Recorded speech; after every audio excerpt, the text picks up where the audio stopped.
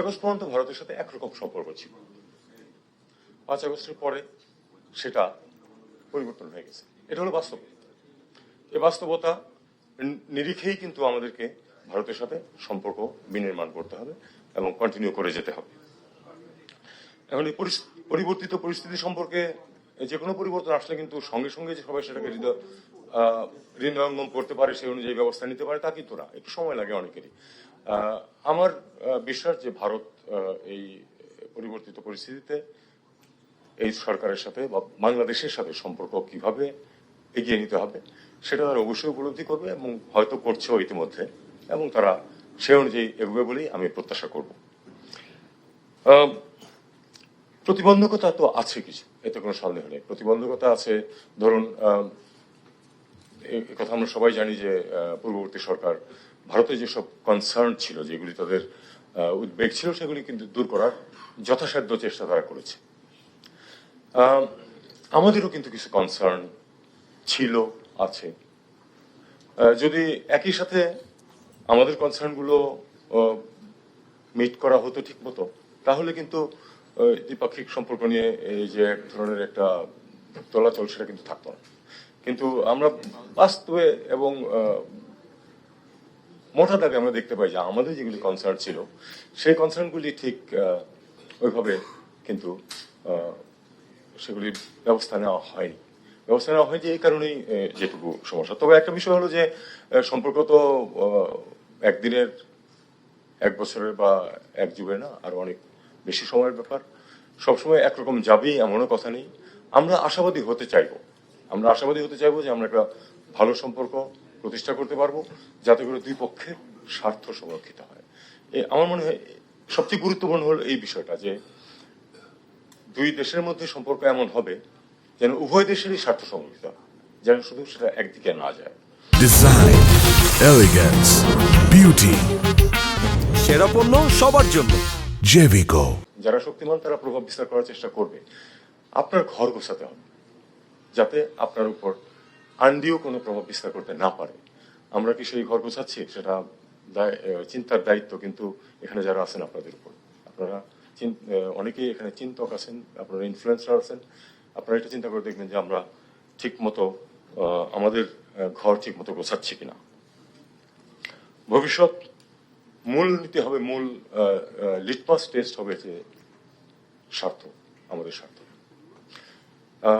সবসময় যে আমরা খুব বেশি সোচ্চার, খুব বেশি অ্যাগ্রেসিভ হলে যে আমাদের স্বার্থ রক্ষিত হবে তা কিন্তু না। আমাদের স্বার্থ রক্ষিত হবে কিসে, এটাও সবসময় যে একেবারে সবাই একমত হয় তাও না। কিন্তু চূড়ান্ত বিচারে আমাদেরকে দেখতে হবে যে কি করলে আমাদের স্বার্থ রক্ষিত হয়। এটা আমি শুধু ভারতের ক্ষেত্রে বলছি না, পৃথিবীর যে কোনো দেশের ক্ষেত্রেই। রিপন সাহেব বলেছেন এটা, যে প্রত্যেক দেশের সাথেই আমাদের দেখতে হবে যে আমাদের স্বার্থ কোথায়, এবং আমরা কারোর জন্য থ্রেট না, নিদার মিলিটারিলি নট আদারওয়াইজ। আমরা কারোর জন্য থ্রেট না, আমরা কাউকে আমাদের জন্য থ্রেট হতে দিতে পারি না। এখানেই আমাদের জাতীয় ঐক্যের প্রশ্ন এবং আমাদের সক্ষমতার প্রশ্ন। সক্ষমতা শুধু সামরিক সক্ষমতা না। আপনি একটা জিনিস চিন্তা করুন, আমাদের একজন কর্মী মধ্যপ্রাচ্যে যায়, সে কত টাকা বেতন পায়? ভারতের একজন কর্মী মধ্যপ্রাচ্যে যায়, সে কত টাকা বেতন পায়? আমি দেখেছি এটা বিশাল তফাৎ। কারণ কিছু মৌলিক যোগ্যতার তফাৎ থেকে যায়। ইংরেজি বলতে পারা এবং না পারার মধ্যে 3 গুণ বেতনের তফাৎ। একই কাজ করছে, আমি দেখেছি এয়ারপোর্টে একই কাজ করছে দুইজন, বাঙালি এবং একজন ভারতীয়। এটা তো ভারতীয় দোষ না, আমাদের দোষ যে আমরা তাকে ওই সক্ষমতা দিতে পারিনি। এটা দিতে হবে।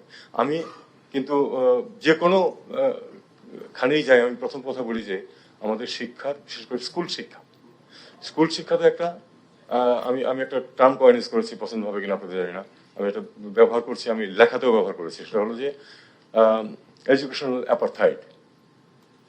কিছু স্কুল আছে অত্যন্ত ভালো শেখায়, আমরা যা শিখেছি তা ছোটবেলায় তার থেকে অনেক ভালো শেখায়। আর যে বিরাট সংখ্যক গ্রামে যে স্কুলগুলি আছে, কিচ্ছু না শিখে তারা ডিগ্রি পাচ্ছে, কিচ্ছু না শিখে তারা সার্টিফিকেট পাচ্ছে, কোনো ধরনের কোনো এমপ্লয়াবিলিটি নাই। এটা থেকে আমাদের বেরিয়ে আসতে হবে, এবং এটা কিন্তু আমাদের দোষ। আমরা আমাদের শিক্ষা ব্যবস্থাকে ধ্বংস করেছি। আমাদের যদি, আমি তো মনে করি যে আমাদের 5% of GDP should go to education consistent. তাহলে যদি আমরা এটাকে, এবং সেই টাকা কিন্তু চুরির জন্য না, আমার প্রকৃত ব্যবহারের জন্য, সেটাও দেখতে হবে যে টাকাটা যেন ব্যয় হয় প্রকৃত কাজে।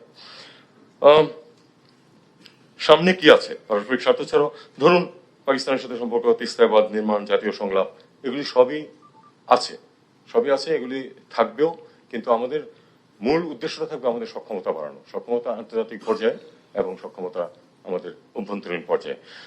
একটা জিনিস এমনকি তুর্চিকাবাডের নামও উচ্চারিত হয়েছে এখানে, আমাদেরকে একটা জিনিস বুঝতে হবে যে আমি কিন্তু গত সপ্তাহে ইয়াতে ছিলাম, গত কয়েকদিন আমি একটা মিটিং এর জন্য গিয়েছিলাম লিসবনে। ওখানে বাংলাদেশের সাথে আমার একটা মিটিং হয়েছে। ওখানে দুইজন কিন্তু স্থানীয় যেই পরিষদ আছে সেখানে সদস্য, বাঙালি ওই দেশের নাগরিক সদস্য হয়েছেন। আমি সবাইকে বলেছি যে আপনারা কেউ আওয়ামী লীগ সমর্থন করেন, কেউ বিএনপি সমর্থন করেন, কোনো সমস্যা নেই, কিন্তু প্রত্যেকে স্থানীয় রাজনীতিতে জড়িত হন। আমি দক্ষিণ আফ্রিকায় সবাইকে এই কথা বলে এসেছি, আমি রাষ্ট্রদূত ছিলাম, আমি যেখানেই যাই আমি কথা বলেছি স্থানীয় রাজনীতিতে জড়িত হন। যেটা ভারতীয়রা তো করেছে বলে তাদের আজকে কিন্তু মার্কিন যুক্তরাষ্ট্রে তাদের এত ইনফ্লুয়েন্স, কারণ তাদের সংখ্যা আমাদের চেয়ে অনেক বেশি, তাদের গুরুত্ব আমাদের চেয়ে বেশি অনেকের কাছেই। সেটা সবকিছু মেনে নিয়েও তারা যেহেতু স্থানীয় রাজনীতিতে জড়িত হয়েছে, তাদের ওই কংগ্রেস বা বিজেপি সমর্থক কিন্তু তারা, কিন্তু মূলত তারা স্থানীয় রাজনীতিতে জড়িত। আমি এটা বলেছি যে আজকে আপনি মার্কিন যুক্তরাষ্ট্রে অনেক বেশি ইনফ্লুয়েন্সিয়াল হতে পারতেন যদি আসলে আমাদের যে একটা সাবস্টেন্সিয়াল নাম্বার অফ পিপল আছে, তারা যদি স্থানীয় রাজনীতিতে কংগ্রেস মানে আপনার সেটা ডেমোক্রেটিক হোক বা রিপাবলিকান হোক, তো এটা যদি আমরা করতে পারি তাহলে কিন্তু এই যে প্রসঙ্গগুলি আসছে যে আমাদের ইনফ্লুয়েন্স কেন এত কম, ইনফ্লুয়েন্স কিন্তু শুধু ফরেন মিনিস্ট্রি কথাবার্তা দেওয়া হবে না, সিদ্ধান্ত গ্রহণ প্রক্রিয়ার মধ্যে অনেক কিছু জড়িত থাকে, সেখানে আপনি কতটুকু ইনফ্লুয়েন্স করতে পারছেন এবং সেটা কিন্তু স্থানীয় রাজনীতি অনেকখানি নিয়ন্ত্রণ করে। আমার মনে হয় আর খুব বেশি কিছু আমি বলবো না। সেটা হলো যে আমাদের আঞ্চলিক অখণ্ডতা, আমি বিশ্বাস করি যে বাংলাদেশের মানুষের যথেষ্ট রেজিলিয়েন্স আছে। এবং একটা কথা শুরুতে আপনি বলেছিলেন যে আমাদের আসলে এই জেনারেশনের উপর আমাদের বিশ্বাস ছিল না, আমার মতো বয়স্ক মানুষজন, আমার 70 বছর চলছে, তো আমরা ভাবতাম যে তারা বোধহয় শুধু টেলিফোনের দিকে তাকিয়ে থাকে আর ওই কখন কোথায় পড়তে যাবে বিদেশে এটা নিয়ে চিন্তা করে। তারা আমাদেরকে ভয়ঙ্কর ভাবে ভুল প্রমাণ করেছে। তারা প্রমাণ করেছে তারা আসল দেশকে ভাবে। আমি মনে করি এটা আমাদের সবচেয়ে বড় শক্তি। এই যে জেনারেশন, এরা দেশকে ভালোবাসে এবং দেশের জন্য প্রাণ দিতে গেছে।